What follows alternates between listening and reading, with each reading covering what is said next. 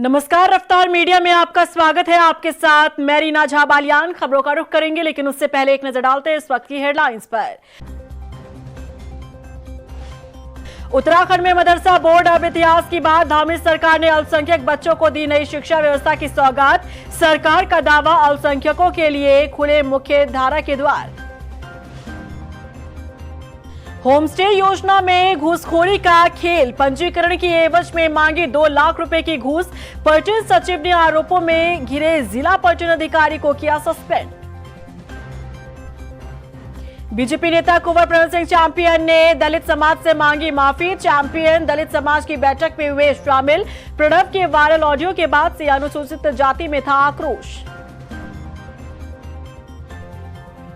और उत्तराखंड में मानसून की दस्तक के साथ ही कई जिलों में झमाझम बारिश। 2 जुलाई के लिए भारी बारिश का ऑरेंज अलर्ट जारी, लोगों से सावधानी बरतने की अपील। और चलिए अब बुलेटिन की शुरुआत कर लेते हैं। उत्तराखंड में मदरसा बोर्ड अब इतिहास की बात रह जाएगी, क्योंकि प्रदेश में मदरसा बोर्ड को खत्म कर दिया गया है। अल्पसंख्यक समाज के बच्चों के उज्जवल भविष्य के लिए उत्तराखंड की धामी सरकार ने जो कहा वो करके दिखाया। उत्तराखंड में मदरसा बोर्ड का अस्तित्व खत्म कर नई शिक्षा व्यवस्था लागू कर दी गई है। देखिए रिपोर्ट। उत्तराखंड में खत्म हुआ मदरसा बोर्ड, धामी सरकार ने वादा किया पूरा। मदरसों में लागू हुई नई शिक्षा व्यवस्था। उत्तराखंड में मदरसा बोर्ड का अस्तित्व खत्म हो चुका है। मदरसा बोर्ड हमेशा के इतिहास का एक अध्याय बन गया है। धामी सरकार ने बड़ा कदम उठाते हुए मदरसा बोर्ड को खत्म कर दिया। अब प्रदेश के मदरसों में नई शिक्षा व्यवस्था लागू कर दी गई है। मदरसा बोर्ड को खत्म कर उसकी जगह उत्तराखंड राज्य अल्पसंख्यक शिक्षा प्राधिकरण ने कामकाज संभाल लिया है। धामी सरकार का कहना है कि इस बदलाव का मकसद अल्पसंख्यक समुदाय के बच्चों को बेहतर और आधुनिक शिक्षा उपलब्ध कराना है। नई व्यवस्था के तहत अब मदरसों को सिर्फ पारंपरिक धार्मिक शिक्षा तक सीमित नहीं रखा जाएगा। देखिए, माननीय मुख्यमंत्री जी ने मुस्लिम अल्पसंख्यकों की शिक्षा में एक क्रांतिकारी बदलाव लाने की बात कही है, उसमें गुणात्मक सुधार लाने की बात कही है और उनको धार्मिक कट्टरपंथी से बाहर निकालकर उनके हाथ में लैपटॉप देने की बात की है, उनको टेक्नोक्रेट बनाने की बात की है, उनको शिक्षाविद बनाने की बात की है, उनको सरकारी नौकरियों में सम्मिलित होने के लिए मदरसा बोर्ड को भंग करके अल्पसंख्यक शिक्षा प्राधिकरण बनाया है और उसमें सीबीएसई पैटर्न पर अब जो सीबीएसई का कोर्स है वो कोर्स लागू होगा। जहां बीजेपी धामी सरकार के कदम का स्वागत कर रही है, तो वहीं कांग्रेस ने इसे भेदभाव बताते हुए आरोप लगाया है। से मदरसा बोर्ड का जो है खत्म हो जाएगा और उसकी जगह पे उत्तराखंड राज्य अल्पसंख्यक प्राधिकरण का जो है गठन सरकार ने किया है, जिसके तहत कई वादे सरकार ने किए हैं कि आधुनिक जो है कमरे होंगे, कंप्यूटर से लैस जो है इनके क्लासरूम्स होंगे और आधुनिक सुविधाएं होंगी। मैं पूछना चाहती हूं कि अगर इतनी ही आधुनिक सुविधाएं थी तो आपने जो हमारे बच्चे राज्य से संबंधित स्कूलों में पढ़ रहे थे उनके साथ इतना दुर्व्यवहार फिर क्यों किया, उनके साथ ऐसा डिस्क्रिमिनेशन क्यों किया? क्योंकि अगर सरकारी आंकड़ों को देखें तो 2200 से ज्यादा स्कूल इस प्रदेश में बंद होने की कगार में है। वहीं मदरसा बोर्ड के पूर्व प्रदेश अध्यक्ष मुफ्ती शमून कासमी ने भी सरकार के इस कदम की सराहना की है। मैं समझता हूं कि ये माननीय मुख्यमंत्री श्री पुष्कर सिंह धामी जी का ये एक बहुत ही ऐतिहासिक भी है और दूरगामी इसके परिणाम होंगे। दूरगामी मेरा कहने का तात्पर्य ये है कि मदरसों के अंदर जो एजुकेशन थी वो सिर्फ धार्मिक एजुकेशन थी। अब जब वो आधुनिक एजुकेशन से जुड़ेंगे वो जाहिर बात है कि उनके लिए एक ऐसा मार्ग प्रस्तुत होगा जो मुख्य धारा की एजुकेशन से जुड़ करके उनका भी कल्याण होगा। बता दें, नई व्यवस्था के तहत अब मदरसों को सिर्फ पारंपरिक धार्मिक शिक्षा तक सीमित नहीं रखा जाएगा। सरकार के नए नियमों के मुताबिक मदरसों में उत्तराखंड बोर्ड का सिलेबस अपनाना जरूरी होगा। इसमें साइंस, मैथ्स, सोशल साइंस और कंप्यूटर एजुकेशन जैसे सब्जेक्ट्स को शामिल किया गया है। राज्य सरकार ने ये साफ कर दिया है कि सभी अल्पसंख्यक शिक्षण संस्थानों को नई गाइडलाइन का पालन करना होगा। अगर कोई संस्थान इन नियमों का पालन नहीं करता तो उसके खिलाफ कार्रवाई की जा सकती है। जरूरत पड़ने पर ऐसे संस्थानों को बंद भी किया जा सकता है। बता दें कि इस बदलाव की कानूनी प्रक्रिया पिछले साल ही शुरू हो गई थी। अगस्त 2025 में उत्तराखंड अल्पसंख्यक शिक्षा विधेयक 2025 विधानसभा से पारित हुआ था, जिसे अक्टूबर 2025 में राज्यपाल की मंजूरी मिली थी। इसी कानून के तहत ये तय किया गया था कि जुलाई 2026 से राज्य में मदरसा बोर्ड को खत्म कर दिया जाएगा और उसकी जगह उत्तराखंड राज्य अल्पसंख्यक शिक्षा प्राधिकरण बनाया जाएगा। साथ ही राज्य के सभी अल्पसंख्यक शिक्षण संस्थानों को इसी प्राधिकरण के अधिकार क्षेत्र में लाया जाएगा। इस नए कानून की एक और महत्वपूर्ण बात यह है कि अब अल्पसंख्यक शिक्षण संस्थान का दर्जा सिर्फ मुस्लिम समुदाय तक सीमित नहीं रहेगा। अब सिख, जैन, बौद्ध, ईसाई और पारसी समुदायों के शिक्षण संस्थानों को भी अल्पसंख्यक शिक्षण संस्थान के रूप में मान्यता मिलेगी। पहले ये सुविधा सिर्फ मुस्लिम समुदाय के संस्थानों तक ही सीमित थी। रफ्तार मीडिया के लिए देहरादून से सुशांत सिंह के साथ ब्यूरो रिपोर्ट। पिथौरागढ़ में कांग्रेस के कार्यक्रम में जो कुछ हुआ उसने पार्टी के भीतर चल रहे अंतर्कलह को एक बार फिर से उजागर कर दिया है। प्रदेश अध्यक्ष के सामने कांग्रेस के महासंग्राम ने सोचने पर मजबूर कर दिया है कि 2027 चुनाव में पार्टी का हाल क्या होगा। कांग्रेस विधायक मयूख मेहर के खिलाफ पार्टी नेताओं में पनप रहे गुस्से का अंजाम आखिर क्या होगा, देखिए रिपोर्ट।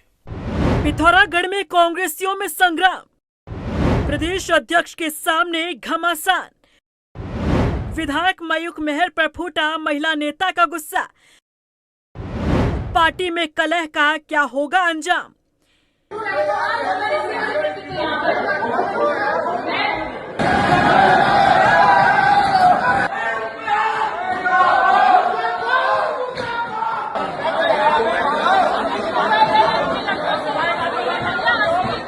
ये हाल है उस पार्टी का जो लंबे समय से सत्ता से दूर है और 2027 में सत्तासीन होने का सपना देख रही है। लेकिन सवाल है कि क्या ये ख्वाब ऐसे पूरा होगा? जिस पार्टी में इस तरह का संग्राम छिड़ चुका हो, नेता एक दूसरे को मंच पर देखना भी पसंद न कर रहे हो, क्या वो पार्टी जनता के दिलों में जगह बनाने में कामयाब हो पाएगी? ये तस्वीर दरअसल पिथौरागढ़ की है, जहां कांग्रेस का परिवर्तन संकल्प सम्मेलन चल रहा था। इस सम्मेलन में पहले कुछ मिनट तक तो सब कुछ ठीक ठाक चलता रहा, लेकिन एकाएक माहौल बिगड़ने लगा। जिला महिला कांग्रेस अध्यक्ष भावना नगरकोटी के संबोधन से विवाद शुरू हो गया। कांग्रेस विधायक मयूख मेहर के खिलाफ जितना भी गुस्सा था, उन्होंने उगलना शुरू कर दिया। विवाद इतना बढ़ गया कि विधायक मयूख मेहर कार्यक्रम का बहिष्कार कर बीच में ही चले गए। ये सब कांग्रेस प्रदेश अध्यक्ष गणेश गोदियाल के सामने ही मंच पर होता रहा, जिससे पार्टी के प्रदेश अध्यक्ष और कई सीनियर नेता असहज हो गए। इस पूरी घटना का वीडियो भी सामने आया, जिसमें देखा जा सकता है कि कैसे पार्टी के कार्यक्रम में जोरदार हंगामा हुआ। माहौल बिगड़ता देख प्रदेश अध्यक्ष गणेश गोदियाल ने मामला शांत कराने की कोशिश की, लेकिन विधायक तब तक आग बबूला हो चुके थे और वो कार्यक्रम छोड़कर जा चुके थे। इतना ही नहीं, विधायक की कुर्सी से उठते ही मयूख मेहर के खिलाफ मुर्दाबाद के नारे भी लगने शुरू हो गए।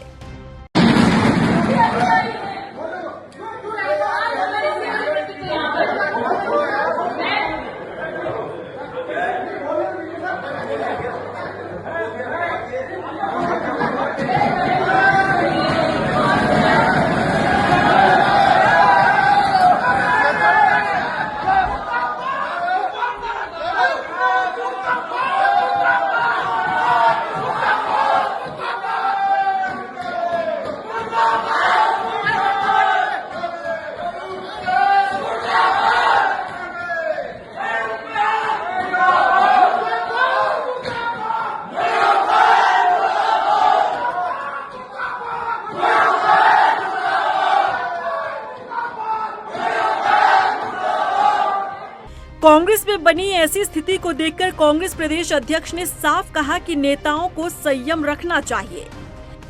अपने कार्यकर्ताओं को कहना चाहूंगा कि सभी लोग संयम रखना चाहिए। कार्यकर्ताओं को, जो लोग इस तरह के है कुछ, अब ये तो इतना 500 लोगों में कौन क्या कर देगा, तो ये किसी के मन की था नहीं रहती है। वहीं कांग्रेस छोड़कर बीजेपी में आने वाले मथुरा दत्त जोशी का कहना है कि कांग्रेस में अनुशासनहीनता अपने चरम पर है। प्रदेश अध्यक्ष के सामने कार्यक्रम का बहिष्कार करना बताता है कि कौन अनुशासनहीनता कर रहा है। इस बात को मैं बार बार कहता हूं कि कांग्रेस के अंदर ज़बरदस्त सिरबुटबल है, ज़बरदस्त अंतर्द्वंद है और ज़बरदस्त अनुशासनहीनता है। वहाँ पर कोई किसी को मानने को तैयार नहीं है। विधायक अध्यक्ष को अध्यक्ष मानने के तैयार नहीं है। आप देखें ना, पिथौरागढ़ में और प्रदेश अध्यक्ष कुर्सी में बैठे हों, मंच में बैठे हों और विधायक खुलेआम बहिष्कार कर दे तो कौन अनुशासनहीनता कर रहा है, ये बड़ी बात है, ये सोचने की बात है। इसी तरीके से नगर निकाय के चुनाव में हुआ। हम जैसे लोगों को तो मतलब विवश होकर पार्टी को अलविदा कहना पड़ा इनके निर्णयों की वजह से। बता दें कि पिथौरागढ़ कार्यक्रम में हंगामे के बाद कार्रवाई भी की गई। पार्टी ने पिथौरागढ़ जिले के 3 नेताओं को कारण बताओ नोटिस जारी कर उन्हें 3 दिन के भीतर स्पष्टीकरण देने को कहा है। अनुशासनहीनता को देखते हुए कांग्रेस के पूर्व जिला अध्यक्ष महेंद्र सिंह लूंठी, महिला कांग्रेस के जिला अध्यक्ष भावना नगरकोटी और पार्टी नेता दीपक लूंठी को कारण बताओ नोटिस जारी किया गया है। इसके साथ ही पिथौरागढ़ की जिला महिला कांग्रेस कमेटी को भी भंग कर दिया गया। आपको याद दिला दें कि कांग्रेस के 3 बार के विधायक मयूख मेहर को लेकर कांग्रेस नेताओं में उस वक्त से नाराजगी पनप रही है जब सूबे में निकाय चुनाव हो रहे थे। विधायक मयूख मेहर कई बार पार्टी के खिलाफ बगावती तेवर भी दिखा चुके हैं। वो अपने बयानों से कई बार पार्टी को मुश्किलों में डाल चुके हैं। नगर निगम के चुनाव में विधायक मयूख मेहर ने बगावती तेवर दिखाते हुए पार्टी निर्णय को दरकिनार कर निर्दलीय प्रत्याशी का समर्थन किया था और जमकर प्रचार भी किया था। अगर पार्टी चाहती तो उस दौरान ही विधायक मयूख मेहर पर एक्शन ले सकती थी, लेकिन ऐसा हुआ नहीं।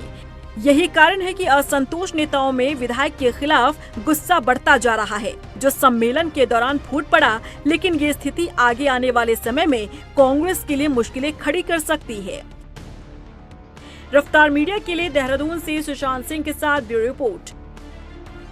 केतन हत्याकांड को लेकर टिहरी कूच पर निकले नगीना सांसद चंद्रशेखर आजाद आखिरकार 2 दिन बाद प्रतापनगर ब्लॉक के देवल गांव पहुंचे, जहां उन्होंने केतन के परिजनों से मुलाकात की और उन्होंने घटना की पूरी जानकारी ली। इस दौरान चंद्रशेखर आजाद ने कहा कि मामले की सीबीआई जांच होनी चाहिए और पीड़ित परिवार को भी विस्थापित किया जाना चाहिए, क्योंकि केतन के परिवार को लगातार धमकी मिल रही है।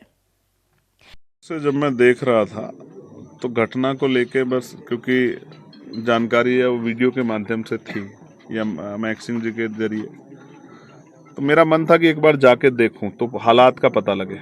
और जब मैं यहाँ आया हूँ तो मैं बहुत जिम्मेदारी से कह सकता हूँ कि जो हुआ है उसमें आरोपियों को बचाने के लिए बहुत प्रयास किए गए हैं। कुछ अच्छे अधिकारी जिन्होंने अपना काम किया है, मैं यहाँ के एसएसपी की सराहना करूँगा, यहाँ के जो और अच्छे अधिकारी हैं उनकी सराहना करूँगा, यहाँ जो सीओ है चंद्रमोहन सिंह उनकी भी सराहना करूँगा। मैं सच कहने में मुझे परेशानी दीपक सिंह जी की भी, उन लोगों ने बहुत मेहनत की है। लेकिन ये भी एक कड़वा सच है कि बहुत सारे अधिकारी तो एडी चोटी का जोर लगा रहे हैं कि आरोपी बच जाए, क्योंकि उनको चमचागिरी करनी है और चमचागिरी का भूत उन पर इतना सवार है कि जिसके चक्कर में ये भी भूल गए हैं कि समाज कल आपसे सवाल पूछेगा तो क्या जवाब दोगे। एसडीएम साहब से और डीएम साहब से वही मांगे जो हमने रखी थी, उस मांगों पर चर्चा हुई और मैं पूरे प्रशासन से भी उम्मीद करता हूँ कि आप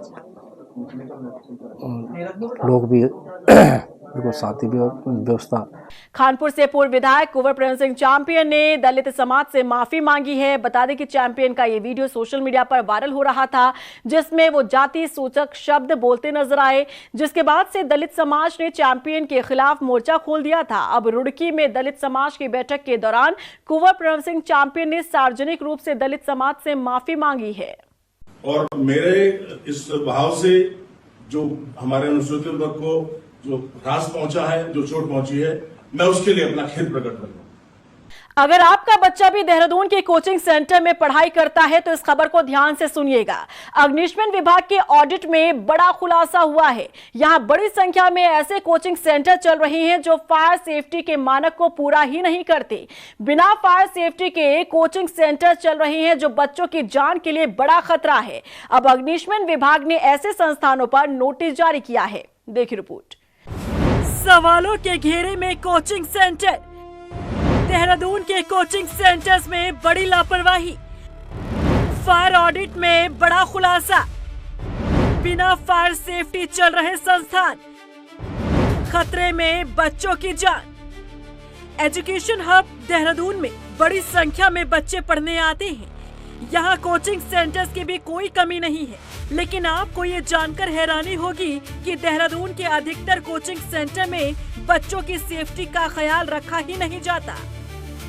बीते दिनों कई जगह से आग लगने की घटनाएं सामने आई। ऐसे में जब अग्निशमन विभाग ने फायर सेफ्टी ऑडिट किया तो चौंकाने वाला खुलासा हुआ। टीम ने 28 दिन में 315 प्रतिष्ठानों का ऑडिट किया, जिसमें सबसे अधिक जिले के कोचिंग संस्थानों में अग्निशमन संबंधित बड़ी कमियां पाई गई। कोचिंग संस्थानों के साथ अस्पताल, होटल, शोरूम, मॉल, कार्यालय और दूसरे अन्य व्यावसायिक प्रतिष्ठान शामिल थे। जांच के दौरान कुल 135 प्रतिष्ठानों में फायर सेफ्टी मानकों का पालन नहीं मिलने पर नोटिस जारी किया गया। और सबसे ज्यादा चिंता की बात ये है कि 55 कोचिंग संस्थानों में उपकरण या तो पर्याप्त नहीं मिले या तो उनकी समय पर सर्विस नहीं कराई गई। साथ ही कई जगहों पर इमरजेंसी एग्जिट का भी कोई ऑप्शन नहीं मिला। वहीं अग्निशमन विभाग के सीएफओ का कहना है कि विभाग द्वारा ऑडिट कराया जा रहा है क्योंकि आग कहीं भी लग सकती है।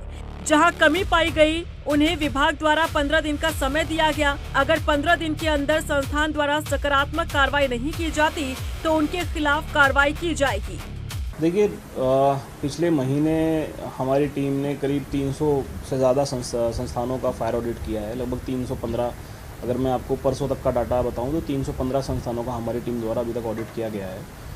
चूँकि आग तो कहीं भी लग सकती है, तो जो हमें दिशा निर्देश प्राप्त हुए थे उसी के क्रम में पहले होटलों को हमने प्राथमिकता दी थी। जब दिल्ली में कोई एक घटना हुई थी तो उसके साथ साथ हम मिक्स्ड चेकिंग हमारी चल रही है, जिसमें होटल, रेस्टोरेंट, कोचिंग सेंटर्स और जो जितने भी हमारी कमर्शियल कॉम्प्लेक्स हैं सभी को देखा जा रहा है। तो अभी तक जो चेकिंग हमारी हुई है पिछले एक महीने में, इसमें हमने 100 से अधिक होटल, 50 से अधिक रेस्टोरेंट और 60 से अधिक हमारे कोचिंग सेंटर ये हमने चेक किए हैं।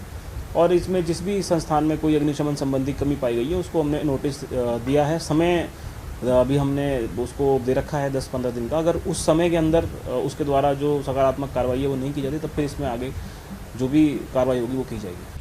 अग्निशमन विभाग के सीएफओ का कहना है कि विभाग खुद संस्थान में पहुंचकर मॉक ड्रिल करेगा। अगर बिल्डिंग मालिक हर 3 या 6 महीने में मॉक ड्रिल करते हैं तो उनके स्टाफ को भी इक्विपमेंट चलाना आ जाता है। ज़्यादातर जगहों पर जो कमियां मिल रही है उसमें सबसे इम्पोर्टेंट तो यही है, क्योंकि लोगों को ऐसा लग रहा है कि 3 साल की हमारे पास फायर एनओसी है तो फायर इक्विपमेंट्स की मेंटेनेंस की जो जिम्मेदारी है वो 3 साल के बाद लौटेगी हम पर।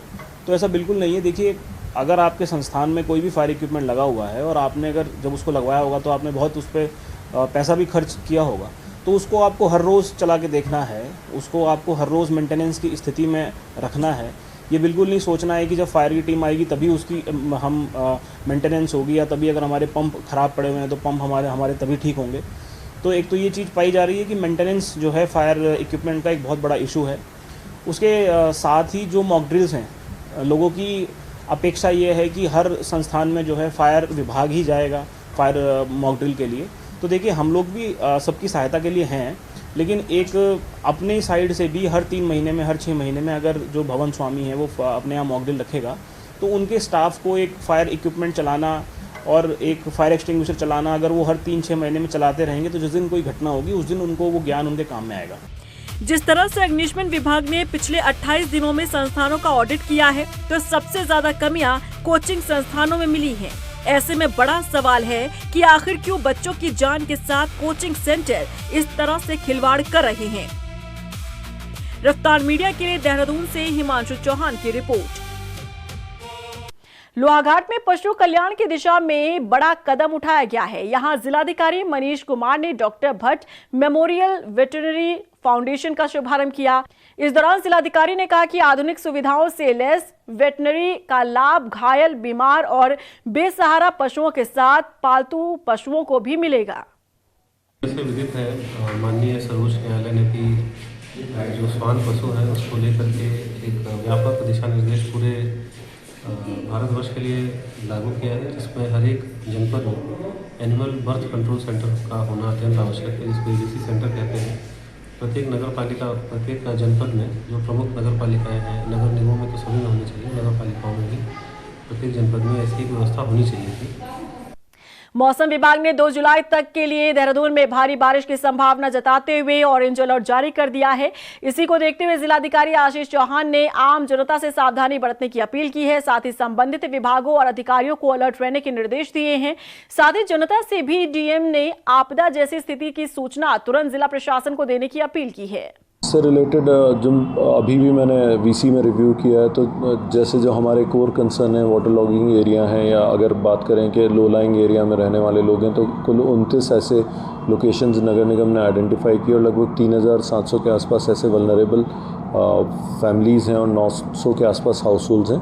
तो इन टोटल उसको हम लोग क्लोजली मॉनिटर कर रहे हैं। और जैसे पर्यटन स्थल हैं, वहाँ पे मेरे द्वारा सीसीटीवी कैमराज या पीटीजेड कैमराज के माध्यम से पास की चौकी पे उसका फीड रहेगा। और उत्तराखंड में मानसून की दस्तक के साथ ही कई जिलों में झमाझम बारिश का दौर देखने को मिला है। मैदानी इलाकों में लोगों को भीषण गर्मी से राहत मिली है, लेकिन भारी बारिश से नदी नाले उफान पर है। वहीं पहाड़ी क्षेत्रों में कई सड़कें मलबा आने से बाधित हुई हैं। देहरादून में भी रिस्पना नदी का जलस्तर बढ़ गया है। वहीं सरोवर नगरी नैनीताल भी कोहरे से ढकी नजर आई। रुद्रपुर वासियों को सालों पुराने जलभराव की समस्या से जल्द निजात मिलने वाली है। बता दें कि रुद्रपुर महापौर विकास शर्मा ने कुमाऊं मंडल आयुक्त और विकास प्राधिकरण सचिव दीपक रावत से मुलाकात की। इस दौरान उन्होंने यहां पर ड्रेनेज प्रोजेक्ट पर चर्चा की, जहां कुमाऊं कमिश्नर दीपक रावत ने प्रोजेक्ट पर अपनी सहमति दी। बता दें कि इस परियोजना की अनुमानित लागत 16,61,61,000 रुपए है, जिसके तहत सड़क के दोनों तरफ मजबूत आरसीसी नाला बनाया जाएगा ताकि सड़कों पर जलभराव ना हो सके। रुद्रपुर ड्रेनेज की सबसे बड़ी समस्या जो त्रिशूल चौक से डमरू चौक होते हुए जिला हॉस्पिटल तक की है, इसके निस्तारण के लिए माननीय मुख्यमंत्री श्री पुष्कर सिंह धामी जी से मैंने निवेदन किया था। उसी को क्रम को आगे बढ़ाते हुए आज हमारे कुमाऊं कमिश्नर श्री दीपक रावत जी से हल्द्वानी में आकर मैंने भेंट की और उन्हें अपना प्रतिवेदन मैंने सौंपा कि हमारा ये 16 करोड़ 61 लाख का जो प्रोजेक्ट है, जिससे हमारे जो शहर की मुख्य ड्रेनेज समस्या है, जो त्रिशूल चौक से डमरू चौक होते हुए जिला हॉस्पिटल तक जाएगी।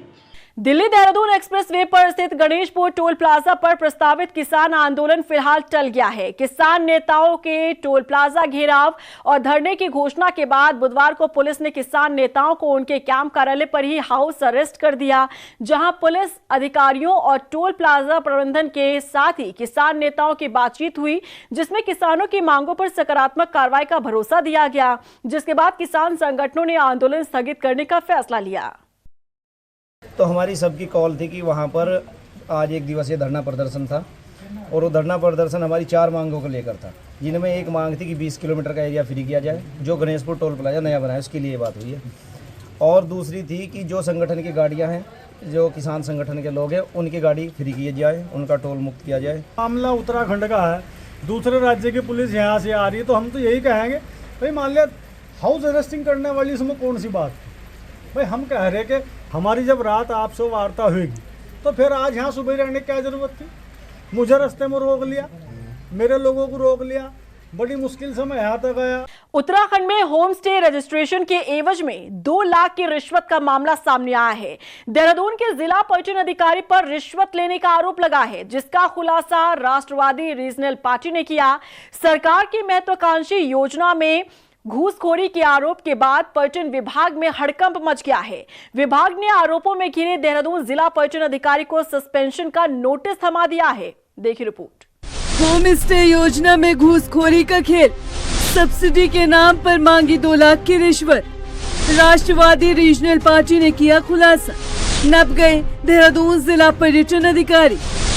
उत्तराखंड में पर्यटन गतिविधियों को बढ़ावा देने के लिए लाई गई पंडित दीनदयाल उपाध्याय होम स्टे योजना भी घूसखोरी से अछूती नहीं रही है।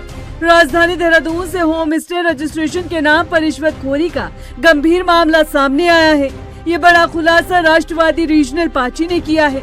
पार्टी के अध्यक्ष शिव प्रसाद सेमवाल ने बताया कि राजधानी देहरादून के मालसी निवासी मोहम्मद रईस से जिला पर्यटन अधिकारी ब्रिजेंद्र पांडे और पर्यटन विभाग के कर्मचारी फिरोज खान ने होम स्टे रजिस्ट्रेशन कराने के एवज में करीब 2 लाख रुपए की रिश्वत ली।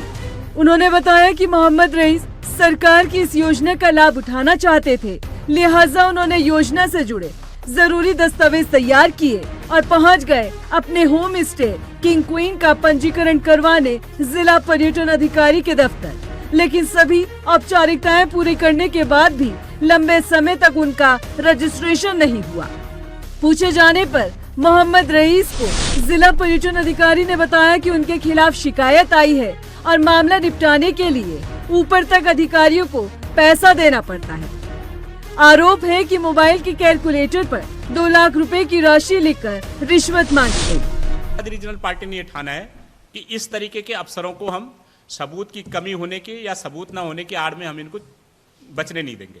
इनके लिए कोई सेफ एग्जिट नहीं मिलेगा और इसकी शुरुआत ये जो जिला पर्यटन अधिकारी है इससे आज राष्ट्रवादी रीजनल पार्टी ने कर दी है। और हमारा साफ अल्टीमेटम है कि अगर सरकार ने इसको सस्पेंड नहीं किया, इसके जांच नहीं की इसके खिलाफ, इसके आय से अधिक संपत्तियों का वो पूरा डिटेल इस पर इंक्वायरी नहीं की, फिरोज खान के खिलाफ कार्रवाई नहीं की जिन्होंने इनके खिलाफ इनको इस तरीके से परेशान किया है, तो फिर राष्ट्रवादी रीजनल पार्टी चुप नहीं बैठेगी, सरकार की ईंट से ईंट बजा देगी। ऐसे पर्यटन विभाग और तमाम विभागों में ऐसे भ्रष्ट अधिकारियों को अब एक भी मिनट हम लोग टिकने नहीं दिया जाएगा। और आपके चैनल के माध्यम से भी मेरा ये साफ कहना है राष्ट्रवादी रीजनल पार्टी की ओर से कि कोई भी ऐसा मामला अगर आपके संज्ञान में आता है जहां पे सामान्य लोगों को अपने वैध कामों के लिए भी इस तरीके से परेशान किया जा रहा है, आप हमारे पास आइए, हम आपके साथ खड़े हैं। हम लोग आपके अधिकारों के लिए किसी भी हद तक जाने को तैयार है। मैं अब जो हमारे मोहम्मद रईस हैं जो पीड़ित हैं उनसे मैं निवेदन करूंगा कि आप बताएं कि किस तरीके से अधिकारियों ने आपको परेशान किया। पीड़ित ने बताया कि जिला पर्यटन अधिकारी ने निरीक्षण के लिए विभाग के कर्मचारी फिरोज खान को भेजा। फिरोज खान ने भी कथित रूप से रिश्वत की मांग को दोहराया, जिसके बाद पीड़ित ने करीब 1,90,000 रुपए अलग अलग किश्तों में दिए। रिश्वत के बाद भी जब रजिस्ट्रेशन नहीं हुआ तो मोहम्मद रईस ने अपना पैसा मांगा तो रकम लौटाने की बजाय अधिकारी धमकाने लगे। पीड़ित का दावा है कि उसके पास रिश्वत से जुड़े ऑडियो वीडियो साक्ष्य है। पीड़ित ने इसकी शिकायत सीएम हेल्पलाइन पोर्टल पर भी की हुई है। मैंने जब आवेदन किया तो मैं ऑफिस गया, उन्होंने कहा अभी आपकी फ़ाइल अप्रूव होने गई है और मैं चेक कर चुका था कि मेरी फ़ाइल अप्रूव होके आ चुकी है। उसके बाद ब्रिजेंद्र पांडे जी से मैंने कई बार मुलाकात की, उन्होंने मुझसे कोई बात नहीं की। फिर उन्होंने मुझे इशारा दिया कि तुम फिरोज़ खान से मिलो, उससे मेरी मुलाकात कराई। फिर मैं फ़िरोज़ खान से मिला। फ़िरोज़ खान ने मुझे बोला कि ऐसे तो चक्कर काटते रहोगे और ऐसे काम नहीं होता है यहाँ पर, और अगर आपको काम कराना है तो मैं निरीक्षण करने आऊँगा, मैं देखूँगा वहाँ क्या स्थिति है क्या नहीं है, उसके बाद हम आपसे बात करेंगे। फिर उन्होंने मुझे कहा कि एक बार साहब से मिल लो, मिलना चाह रहे हैं। मैं साहब से मिला, साहब ने मोबाइल टेबल पर रखा और मुझे कैलकुलेटर में अमाउंट डाल के दिया कि इतना पैसा आपको देना होगा। वो ज़बान से नहीं बोला, वो बाद में बोला उन्होंने जब मैं पैसे लेकर गया। और जब पैसे मांगे गए तो वो मोबाइल के माध्यम से मांगे गए। और उसके बाद जब मैं पैसे लेकर गया वहाँ पर, मैंने उनसे बोला कि इतने ज़्यादा पैसे मैं नहीं दे सकता एक होम स्टे के लिए। उन्होंने 2 लाख रुपए मुझसे मांगे और मैंने उस चीज़ का बहुत पहले विरोध भी किया। मैंने इतने पैसे मैं कहाँ से लाऊंगा, मेरे ऊपर कर्जा है, लोन है, ये है वो है। तो उन्होंने नहीं मानी कि ऐसे फिर नहीं होगा, हमारी लाइसेंसिंग जो है वो ऊपर तक है। तो तब मैंने सोचा कि ये जब हमारे साथ ऐसा कर रहे हैं, हमने बोला भी हम कहीं से फ़ोन करा देते हैं किसी नेता से किसी से, तो उन्होंने कहा काम फिर भी नहीं होगा, काम कोई नहीं करा सकता। और ऑनलाइन में चेक कर रहा हूँ कि मेरी फ़ाइल अप्रूव होके आ चुकी और इन्होंने सिर्फ सर्टिफिकेट मुझे देना था जो कि नहीं दिया। फिर भी इतनी बात होने के बाद भी फ़िरोज़ खान ने, मैंने पैसे दिए स्कूटर की डिग्गी में, मैंने वो सब रिकॉर्ड किया कि मैं जो है इसको मामले को उजागर करूँगा आने वाले कल में। और उसके बाद उन्होंने फिर भी मेरा सर्टिफिकेट मुझे नहीं दिया क्योंकि पूरा पैसा नहीं पहुँचा। फिर इन्होंने पार्ट में मेरे से पैसे लेते रहे। मैंने 3-4 किश्तों में 1,90,000 रुपये उनको दिए, 10,000 रुपये मैं नहीं दे पाया। और उसके बाद जो है इन्होंने मुझे कमिश्नर ऑफिस इसी रोड पर फ़िरोज़ खान ने शाम को मुझे बुलाया, वहाँ पर मुझे मेरा रजिस्टर दिया और मुझसे वहाँ पर भी पैसे लिए और फिर बाकी पैसों के लिए भी कहा कि ये कब दोगे, तो वो मैं नहीं दे पाया। तो इन्होंने मेरे घर पर खुद ब्रिजेंद्र पांडे जी आए मेरे घर में उनके साथ अन्य 4 कर्मचारी और थे। वो 2 कार में आए थे, एक कार कोई बलेनो टाइप की थी और एक और, जिसमें उनके ऑफिस के कर्मचारी भी आए थे। फिर उन्होंने बोला कि ऐसे नहीं चलेगा, ये है वो है, और एक नोटिस जारी कर दिया मात्र 10,000 रुपये के लिए कि ये पैसा क्यों नहीं दिया गया। फिर मैं ऑफिस गया तो उन्होंने कहा मुझे कि मेरा तो पार्ट मुझे मिला ही नहीं। बधाई हो आपको, शुक्रिया। वो जो है ना इसमें क्या, अब बस पांडे जी को थोड़ा सा मैनेज कर लेना है ना। और अच्छा, ये जो है भाईजान ये 30,000 है। अभी आजकल में 10 में और दे दूँगा, इसीलिए कह रहा था ना, एक बार देख लो। हाँ, इस खुलासे के बाद पर्यटन विभाग में हड़कंप मच गया है। दरअसल ये मामला धामी सरकार की महत्वाकांक्षी योजना से जुड़ा हुआ है, जिसका मकसद रोजगार सृजन करना है। ऐसे में मामले की गंभीरता को देखते हुए पर्यटन सचिव धीराज गर्ब्याल ने देहरादून जिला पर्यटन अधिकारी को निलंबित कर दिया है। साथ ही पूरे मामले की जांच अपर मुख्य कार्यकारी अधिकारी को सौंपी गई है। इस कार्यवाही से मकसद साफ है कि धामी सरकार जीरो टॉलरेंस पर काम कर रही है। देहरादून से हिमांशु चौहान की रिपोर्ट। और इसी के साथ फिलहाल इस बुलेटिन में बस इतना ही, लेकिन चलते चलते एक नजर डालते हैं इस वक्त की हेडलाइंस पर। उत्तराखंड में मदरसा बोर्ड, अब इतिहास की बात। धामी सरकार ने अल्पसंख्यक बच्चों को दी नई शिक्षा व्यवस्था की सौगात। सरकार का दावा, अल्पसंख्यकों के लिए खुले मुख्य धारा के द्वार। होम स्टे योजना में घूसखोरी का खेल, पंजीकरण की एवज में मांगी 2 लाख रुपए की घूस। पर्यटन सचिव ने आरोपों में घिरे जिला पर्यटन अधिकारी को किया सस्पेंड। बीजेपी नेता कुंवर प्रणव सिंह चैंपियन ने दलित समाज से मांगी माफी। चैंपियन दलित समाज की बैठक में हुए शामिल। प्रणव के वायरल ऑडियो के बाद से अनुसूचित जाति में था आक्रोश। और उत्तराखंड में मानसून की दस्तक के साथ ही कई जिलों में झमाझम बारिश। 2 जुलाई के लिए भारी बारिश का ऑरेंज अलर्ट जारी, लोगों से सावधानी बरतने की अपील।